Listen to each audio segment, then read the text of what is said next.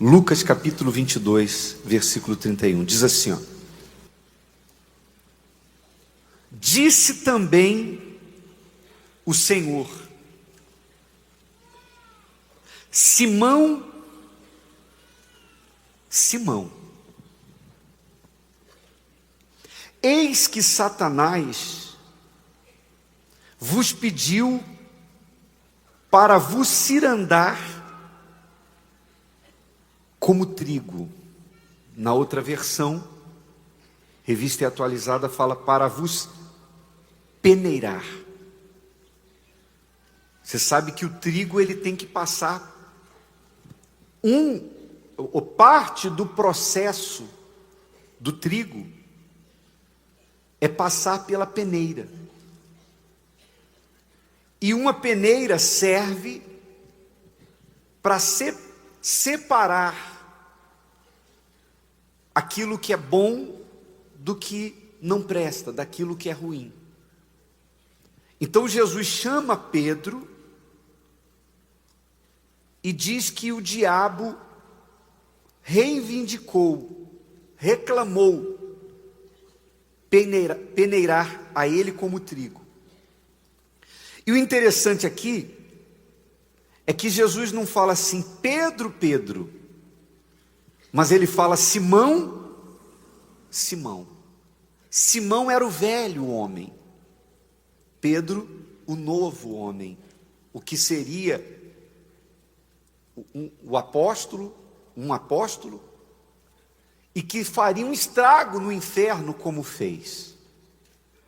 Então Jesus naquela hora, ele chamou Pedro pelo nome do velho homem, daquele Pedro que era impulsivo. Você deve se lembrar que Pedro, na hora da prisão do Senhor Jesus, cortou a orelha do soldado com uma espada. E foi repreendido. Pedro foi também instintivo, agiu por instinto no momento em que Jesus foi preso e ele depois foi confrontado pelas pessoas na rua e disseram que ele era um dos discípulos de Jesus e Pedro o negou. Então, Simão era esse homem do qual o bispo falou ainda há pouco, que tinha a natureza adâmica ou a natureza terrena. Ele não havia ainda nascido do Espírito. Então, quando Jesus se dirige a ele, Jesus não chama ele de Pedro, como aquele que ele disse que edificaria sobre a rocha a igreja, mas ele chama ele de Simão, ou seja, ainda o filho de Adão, o filho do seu pai, da sua mãe, o filho da carne. E aí Jesus fala que Jesus revela algo que havia acontecido no mundo espiritual. Pedro não tinha visto, Pedro não sabia do que tinha acontecido, mas Jesus revelou para ele, olha, o diabo reclamou a sua alma. Ele quis peneirar você. Aí ele fala em seguida assim, no versículo 32, mas eu roguei por ti, para que a tua fé não desfaleça. E tu, quando te converteres, sinal que ainda não estava convertido, por isso chamado de Simão ainda, confirma teus irmãos. Na outra versão fala, fortalece os teus irmãos. Ou seja, quando você se for transformado num novo homem, quando você nascer do Espírito, então fortalece os outros. Agora, sempre que o diabo, ele percebe que uma pessoa, ela pode ser um instrumento de Deus para coisas grandes, o bispo falou de Deus fazer coisas, Deus é grande, então ele quer fazer coisas grandes. Então, quando o diabo olha e percebe que aquela pessoa vai ser um instrumento de Deus para fortalecer outras, como foi o caso que Jesus falou: quando você se converter, você fortalece teus irmãos. Você vê que até hoje as epístolas escritas por Pedro e aquilo que a vida dele deixou, a história dele, nos fortalece. Quantas vezes você já foi para uma reunião em que o pastor falou: abra em 1 Pedro, 2 Pedro, olha só, Pedro disse isso. Então, até hoje, o exemplo, o testemunho de Pedro, as palavras de Pedro fortalecem a igreja. Então, quando o diabo sabe que uma pessoa vai ser usada para ajudar outras, porque se você não ajudar ninguém, se você não ganhar nenhuma alma, se você não salvar ninguém, a sua alma ainda assim é preciosa. A sua alma ainda assim é valiosa. Uma única alma vale mais do que todo o ouro do mundo. Uma única alma é valiosa para Deus. Se todo o trabalho que nós fazemos através de rádio, de televisão, todo o investimento, os milhões que a Universal investe todos os meses na mídia, na comunicação, se nós salvássemos uma única alma, já teria valido a pena. Porque uma alma é valiosa. Agora, imagine você o valor de uma alma que vai fortalecer outras almas. Uma alma que vai ganhar outras almas, como seria o caso de Pedro. Então o diabo, ele quis peneirar. Até porque você sabe que ele não pode fazer nada sem a permissão de Deus. Então, na nossa caminhada da fé, na caminhada da vida cristã, todo homem de Deus, toda mulher de Deus, toda pessoa que é usada por Deus, ela vai passar por situações difíceis, desertos, peneiras, podemos chamar assim. E essas situações vão acontecer com a permissão de quem? De Deus. Você quer ver um exemplo também de peneira? Um outro exemplo em que é muito interessante, porque esse livro da Bíblia, ele mostra o que acontece na terra e vai mostrando também o que vai acontecendo no céu, no mundo espiritual, e que os homens não sabiam o que estava acontecendo. Jó. A Bíblia diz que o diabo apareceu diante de Deus, e Deus perguntou: de onde você vem? E ele disse: eu venho de rodear a terra. Aí Deus vai e diz assim: tens visto o meu servo Jó? E Deus elogia Jó, fala das qualidades de Jó, da sua fé, da sua integridade, da sua fidelidade.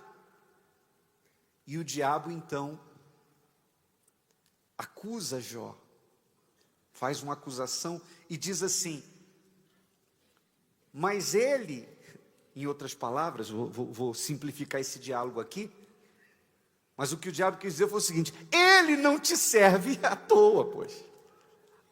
Debalde, a Bíblia fala, ou seja, em vão. O Senhor deu tudo para ele.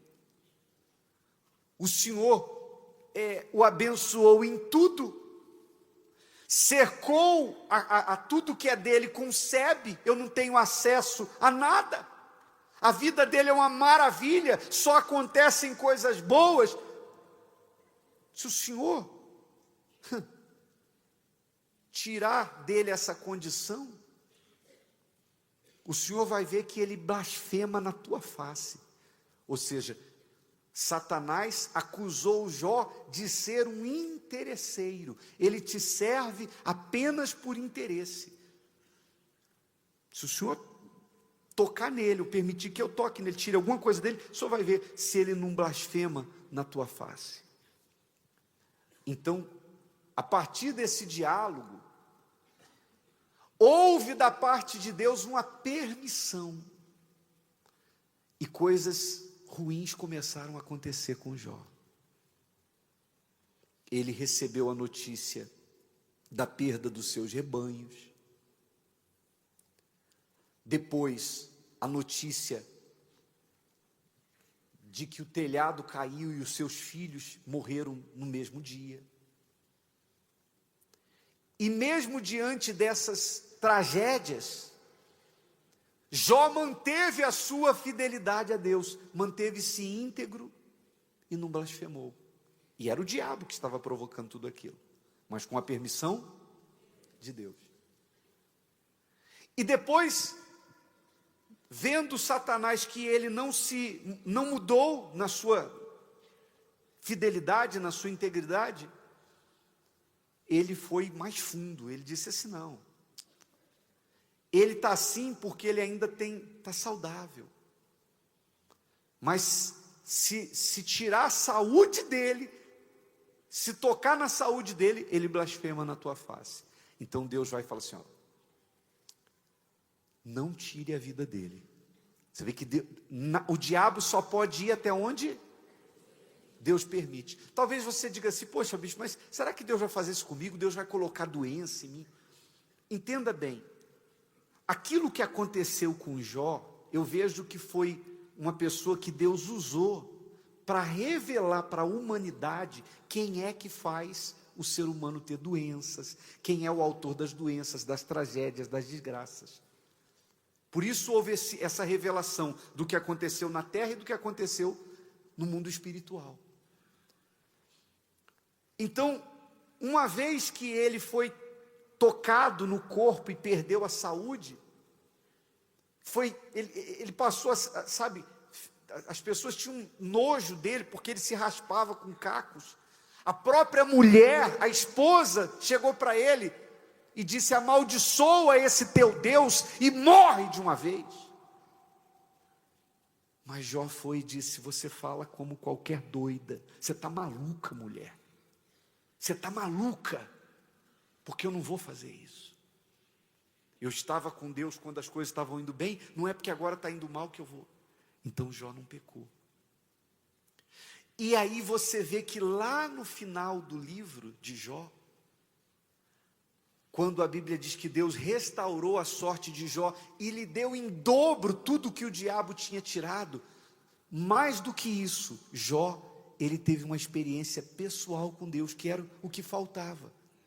Ele temia Deus, mas ele não conhecia. Aí no final do livro de Jó, ele vai lá e diz assim: eu o conhecia só de ouvir falar, porque Jó, ele era orgulhoso da sua integridade, a ponto de chegar diante de Deus e dizer assim: o Senhor me pesa em balanças fiéis, que o Senhor verá a minha integridade.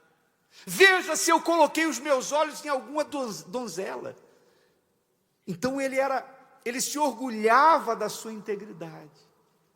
E ele entra num diálogo com Deus em que ele contesta a Deus.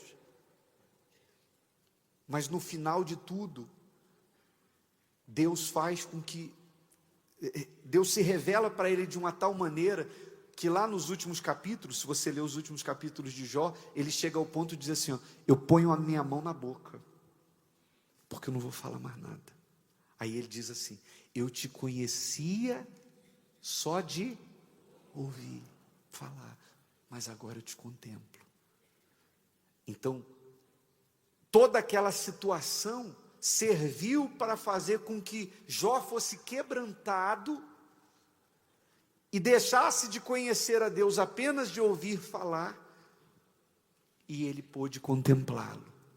Ele teve a sua experiência pessoal com Deus. Então, voltando a Simão ou a Pedro, quando o diabo vê que uma pessoa, uma alma, tem tudo para ser instrumento de Deus, para fortalecer outras almas, então aquela alma, claro que toda alma é valiosa. Hoje o nome da vigília é vigília do quê? Então, você é valioso. Você é valioso. Todos nós somos valiosos. Mas se você for um instrumento de Deus para fortalecer a outros, então a sua alma ainda será mais valiosa. Por quê? Porque o diabo sabe que se ele conseguir derrubar você, ele vai derrubar outros.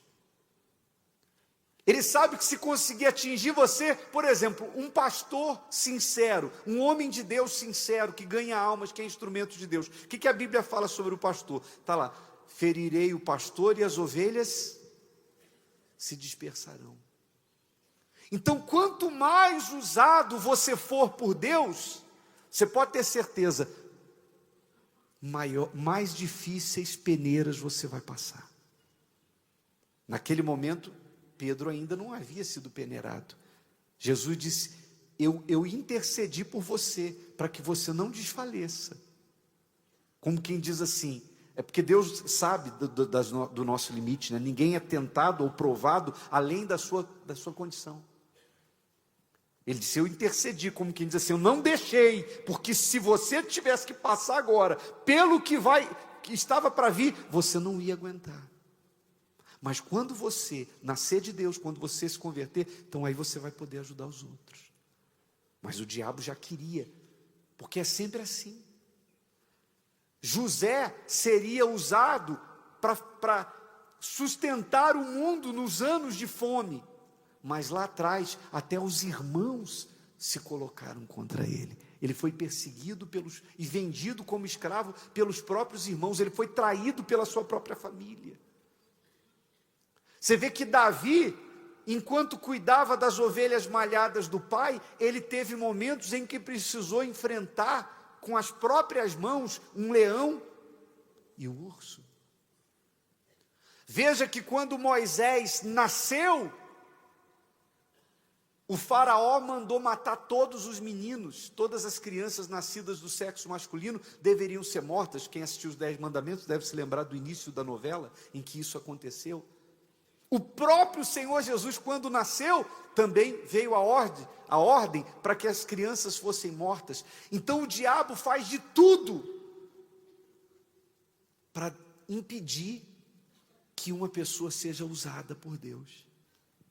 Então, se você é um ganhador de almas, então a sua alma, como qualquer alma, tem o mesmo valor. Todas as almas são valiosas. Só que você não vale por um só. Então, derrubar você para o diabo é como levantar um troféu. Imagine um demônio chegar lá no inferno e dizer assim: ó, eu consegui usar uma mulher, eu coloquei uma pombagira no caminho daquele fulano de tal, que era um bispo, que era um pastor, que fez um estrago no inferno, e ele dizer assim: ele caiu com ela. Então, o que você acha que vai acontecer no inferno? Vai haver uma festa no inferno, assim como a Bíblia diz que há uma festa no céu por um pecador que se converte, há uma festa no inferno por um justo que se desvia. E quando se fala de um justo que ganha, que gera outros justos, então você pode ter certeza que é como se fosse um troféu. É igual quando os filisteus pegaram Sansão. Sansão sozinho fazia um estrago no exército dos filisteus. Sem armas nas mãos, com apenas uma queixada, ele matou 1000 homens. Então ele era o foco dos filisteus. Quando ele caiu, quando pegaram Sansão, então eles levaram Sansão para uma arena, para um lugar que todos os filisteus se reuniram e ele os divertia, a Bíblia diz. Eles riam, zombavam de Sansão, vazaram os olhos, furaram, fizeram ele de escravo. Aquilo ali que aconteceu com Sansão tipifica o que os demônios fazem quando eles conseguem derrubar uma pessoa que fortalece outras pessoas. Uma pessoa que é instrumento de Deus. Amém, pessoal? Então, naquele momento, Jesus não permitiu. Porque Pedro o quê?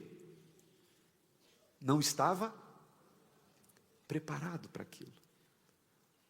Mas depois que ele nasceu de Deus, foi batizado com o Espírito Santo. Você vê que no dia de Pentecostes, que para nós vai ser o dia 9, no dia de Pentecostes, quando Pedro recebeu o Espírito Santo, na sua primeira pregação, 3.000 pessoas se converteram.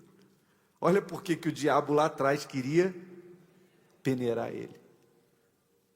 Aquele homem iletrado, aquele homem que era de um temperamento difícil, uma vez nascido do Espírito Santo, pescador, que Jesus disse, agora você vai ser pescador de homens. Na sua primeira ação, depois de ser possuído pelo Espírito Santo, 3.000 almas se converteram e se batizaram. Então, não é por acaso que o diabo estava de olho nele. Por exemplo, olha o bispo. Por que o bispo foi preso? Por que o bispo passou 11 dias dentro de uma cadeia? E não tinha nada, porque se tivesse, ele estava preso, tinha sido condenado. Mas ele foi jogado numa prisão, o nome do bispo foi colocado na lata do lixo, perseguido, em todos os jornais, em todas as revistas, em todas as mídias, nos jornais de TV, ligava-se a televisão, quem era daquela época, lembra? Era só falando do Bispo Macedo. O nome Bispo Macedo virou sinônimo de ladrão no Brasil e no mundo. O bispo foi peneirado.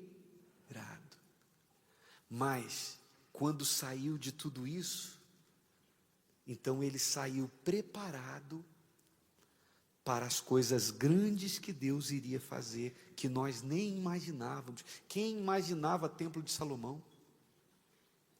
Quem imaginava? Então, todas essas coisas, para não perder o fio da meada, todas essas coisas grandes que Deus estava preparando para fazer, então, ele permitiu que a igreja fosse perseguida, que o bispo fosse até preso, porque essas peneiras fazem com que nós tenhamos consciência da nossa insignificância, da nossa humanidade, da nossa pequenez. E aí, quando você sai desses desertos, dessas peneiras, você sai mais forte. Amém, pessoal? Você não fica mais forte lendo a Bíblia. Você não fica mais forte lendo a Bíblia.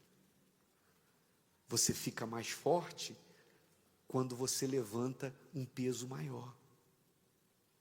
Eu estou saindo de uma cirurgia no calcanhar, por causa do futebol, coisa de craque. Poucos têm essa experiência. Eu, Neymar, Ronaldo Fenômeno, alguns. Então, eu operei, e você sabe que a perna fica parada. Aí o que aconteceu? Essa ficou mais grossa do que essa. Essa que afinou, porque você não usa a força, não usa os músculos, eles vão, a perna foi, aí eu olhava assim e falava, pô, isso aqui está mais fraca. E aí eu tive que fazer fisioterapia. E na fisioterapia, o primeiro dia que colocaram um peso para eu levantar, eu falei, não dá, não aguento, está fraca. Com essa eu levanto, mas com essa não dá mais. Mas também, por isso que eu não conseguia andar, porque ela não me sustentava. Está no finalzinho, ainda estou mancando. Mas ela não me sustentava. Então só teve um jeito de fazer ela ficar forte. Teve que ir aumentando o quê? O peso. Não adiantava eu pegar um livro de fisioterapia e ficar lendo. É assim, assim, assado. Então, teve que colocar a cada dia um peso maior. E ainda está assim. Eu estou fazendo fisioterapia ainda. E cada vez vai aumentando o peso. E cada vez que vai aumentando o peso, então a perna está chegando no nível da outra. É assim que você fica forte. É passando por dificuldades maiores. vez que você vir diante de si uma perseguição, às vezes você se vê perseguido até por pessoas da mesma fé, que é mais difícil de você suportar, porque quando a perseguição vem do incrédulo, você diz assim: é incrédulo, o que eu vou esperar dele? Mas e quando você é ferido pelo justo, como disse Davi: fira-me o justo e ele estará me fazendo um favor. Porque você ser perseguido, Davi ser perseguido pelos filisteus já era normal, agora ser perseguido por Saul, que era o rei de Israel, como é que você vai suportar uma pessoa que serve o mesmo Deus que você, que anda pela mesma palavra que você, e te pisando, e querendo tirar a sua vida, como Davi tinha que fugir para o deserto, porque Saul queria matá-lo? Por isso Davi escreveu: fira-me o justo, e será isso mercê, ou seja, estará me fazendo um favor, será como brasas vivas sobre a minha cabeça, e eu não vou rejeitar. Então, Davi tinha consciência de que toda aquela perseguição que ele sofreu, e foram anos sendo perseguido por Saul, ele sabia que era Deus o lapidando, o moldando e o preparando para a grandeza que se revelaria para ele. Por isso, até hoje, o nome de Davi, o grande rei Davi, o maior rei da história de Israel. Então, para Deus fazer coisas grandes na nossa vida, Ele permite que nós venhamos passar pelas peneiras. Amém? Só para acordar, que estou vendo que tem gente dormindo aí. Então Deus permite que nós venhamos passar por peneiras. Quanto mais usado você for por Deus, quanto mais usado você for por Deus, mais apertada vai ser a peneira, mais difíceis serão as peneiras. Amém, pessoal? É que eu não tenho preparado aqui, não pedi para preparar, mas muitos talvez já tenham visto aquele vídeo em que entrevistaram o Bispo Macedo dentro da prisão, dentro da cela. Ele atrás das grades, e a repórter pergunta: como é que o senhor vê isso aqui, essa prisão, sua prisão? Ele falou: olha, eu me sinto um privilegiado. É um privilégio, é assim que eu vejo. Nós não entendemos agora, mas isso vai servir em alguma coisa para o futuro. Ou seja, o bispo teve a revelação de que ali Deus estava preparando para coisas grandes. Porque se Deus te dá coisas grandes e você não está moldado, você corre o perigo de se perder, de se ensoberbecer, de achar que você é o rei da cocada. Então, nos desertos, nas peneiras da vida, nas dificuldades da vida, é que nós somos preparados por Deus. Esse Pedro, ou esse Simão, que lá atrás Jesus teve que rogar por ele, porque ele não estava preparado, lá na frente, chegou a morrer por causa do Evangelho, foi preso, foi açoitado. E quando isso acontecia, você vê que, você lê lá no livro de Atos dos Apóstolos, os apóstolos presos faziam o que dentro da prisão? Cantavam. Eles se viam privilegiados, era um privilégio para eles passar por aquilo ali. Você, aqui, ó. Olha aqui, gente, nós somos o quê? Dá para comer esse ramo de trigo? Você come isso aqui? Não, porque ele está em forma de ramo. Como é que você vai comer isso aqui? Não faço nem a menor ideia do gosto disso aqui. Mas depois que ele passa por um processo, inclusive sendo peneirado, então ele se torna um alimento fundamental, o trigo. O pão vem dele, que simboliza o Senhor Jesus, que é o pão da vida. Então você e eu, nós somos isso aqui. Amém, pessoal? Você é precioso para Deus, mas esteja consciente de que a sua fé será provada. Não espere que porque você agora é do Senhor Jesus, você vai encontrar tudo fácil, para você tudo vai ser um mar de rosas. Você vai enfrentar lutas, mas em todas essas coisas, nós somos mais do que vencedores.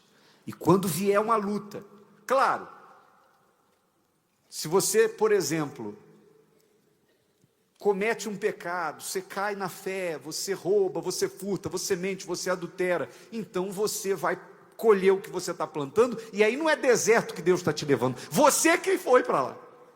Tem os desertos e as peneiras que vêm porque estão ligadas à nossa fé, mas tem aqueles desertos que a própria pessoa se enfia no deserto, porque ela criou uma situação. Não foi nem o diabo. Tem gente que o diabo não precisa nem fazer nada, ele fica de braço cruzado que ela mesmo se enrola. Como diz a Bíblia lá, o que abre uma cova nela cairá, e a pedra rola sobre quem mexe nela, sobre quem revolve. Então, aí é diferente. Mas se você é justo, você anda na presença de Deus, e mesmo assim você é afligido, é porque Deus vai fazer coisas grandes na sua vida. Quem está me entendendo faz assim. Eu não conheço um herói da fé na Bíblia, e nem tampouco conheço um homem de Deus na obra, que tenha, que seja usado por Deus de forma expressiva. Não conheço nenhum que você sente com ele e ele te conte um passado fácil. Ele passou por situações terríveis, e normalmente dentro da própria obra. Quem está entendendo faz assim. Dentro da própria obra. Mas o Espírito Santo permite, e Ele sabe da sua capacidade. Se Deus falou com você através desta mensagem, compartilhe. Inscreva-se em nosso canal e não esqueça de ativar o sino para ser notificado das próximas postagens. Lift your hands toward heaven and honor the Lord. Just speak to the Father from the depths of your heart. Go ahead and give him glory, give him praise. Honor the name of Jesus. Thank you, Holy Spirit. Call Papa's Monty Carbureted Pekeno Soccer Team. Do something easy, stop raise the breakfast. Your right hand of power to do wonders and I miss tonight. Father, ask for encounters that brings transformations, transfiguration, and counters that work, wonders and counters that alter the course of human destiny. Do what only you can do and take all the glory in Jesus' mighty name. We have worship. Come on somebody, give the Lord a big hand. Come on 할아래, keep Jesus. The song Hallelujah, praise God, praise God. Read them for a moment, is such a joy to be here this evening. It was just last week that God gave us the matching order, eventually to visit some regions in the southern Africa. I think I announced this meeting for the first time on Sunday and the flyer went up on Wednesday, and today.